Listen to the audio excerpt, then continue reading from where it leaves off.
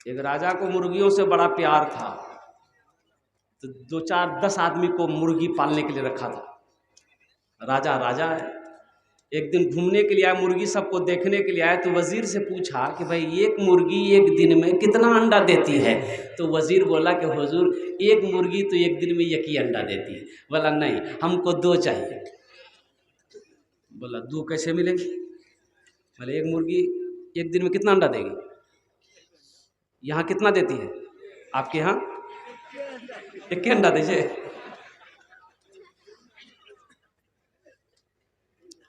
बादशाह बोला कि जो एक अंडा दे उसको ज़िबह कर दो, जो 2 दे उसको छोड़ दो। बादशाह चला गया। वजीर सब मुर्गी को जमा करके बोला कि खैरियत नहीं है, जान की बख्शिश चाहती हो तो 2 अंडा दो। कोई मुर्गी सुबह एक अंडा दी, कोई शाम को एक अंडा दी।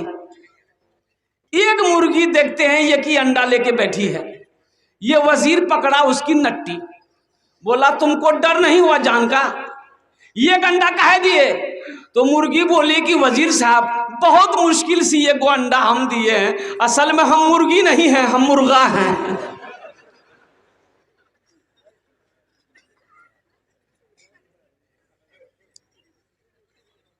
पहली तकबीर अल्लाह अकबर। अब क्या पढ़ेंगे? सना पढ़ेंगे।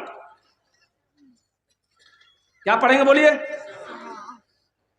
सुब्हानकल्लाहुम्मा व बिहम्दिका व तबारक अस्मुका व तआला जद्दुका व जल्ला सनाउका व ला इलाहा गैरुक।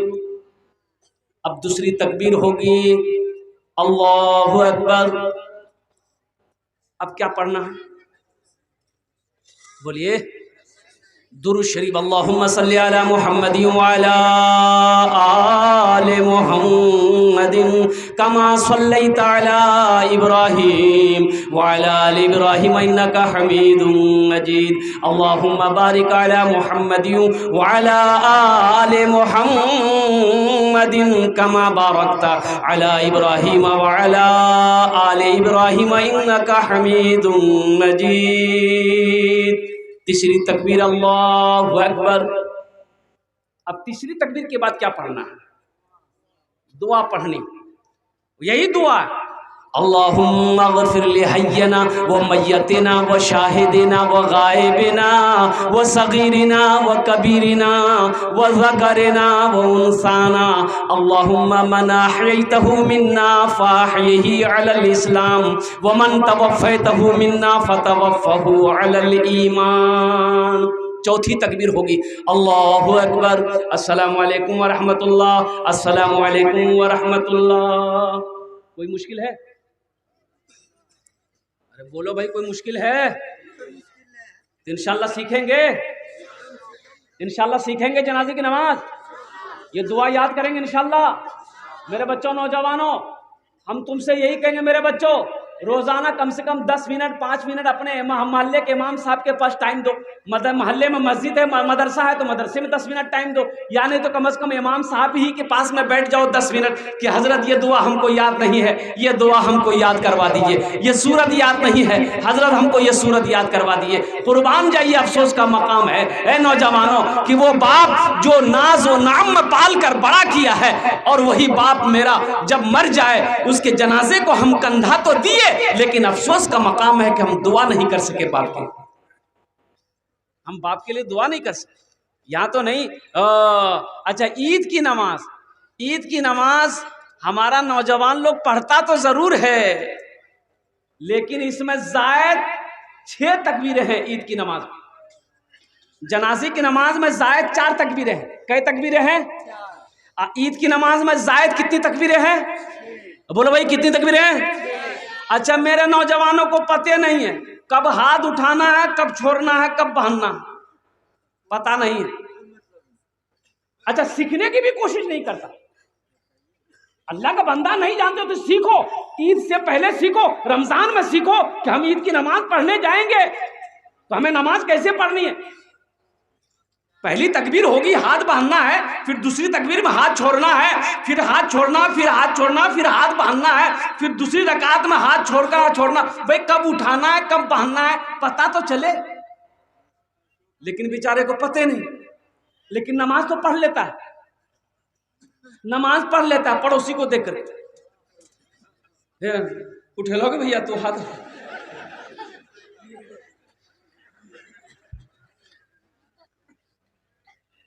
वही हाल है। इमाम साहब को कहीं जाना था, भाई नमाज कौन पढ़ाएगा? मुक्तदियों में से देखा कोई नमाज पढ़ा देगा 4 टाइम का, हम नहीं रहेंगे। एक आदमी बोला कि पढ़ा दे 4 टाइम ना, हम चिकेज गए। बोला नहीं जानते हैं ना? बोला कि खूब जानते हैं, नमाजें ना पढ़ाना, पढ़ा देंगे जाइए। जोहर पढ़ाया, असर पढ़ाया, ये सिर्री नमाज है। मैंने बुलंद आवाज से कुरान नहीं पढ़ना। जोहर असर में बुलंद आवाज से कुरान पढ़ते हैं।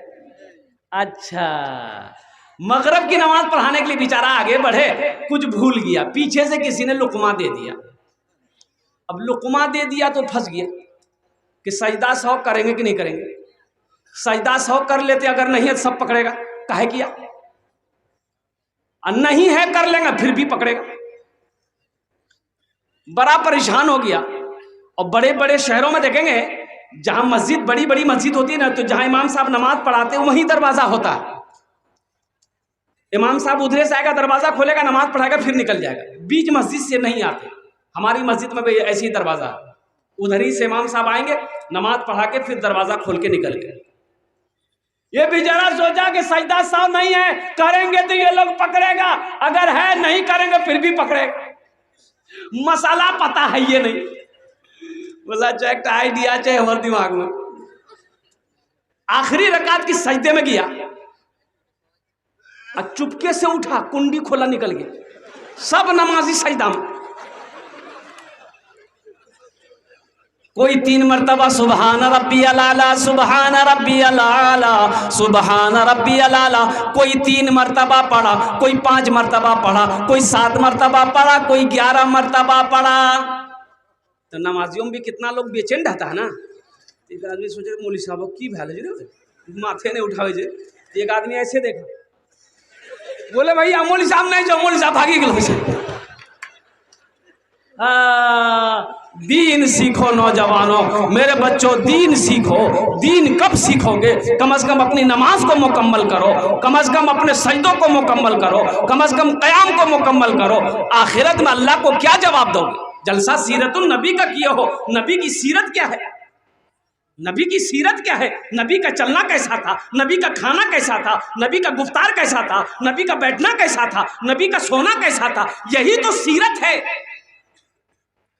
नबी के सीरत के मुताबिक जिंदगी गुजारनी।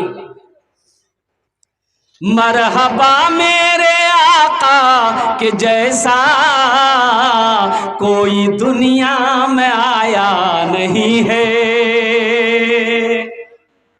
अच्छा लगा? सुभान अल्लाह कौन बोलेगा? हम बोलेंगे।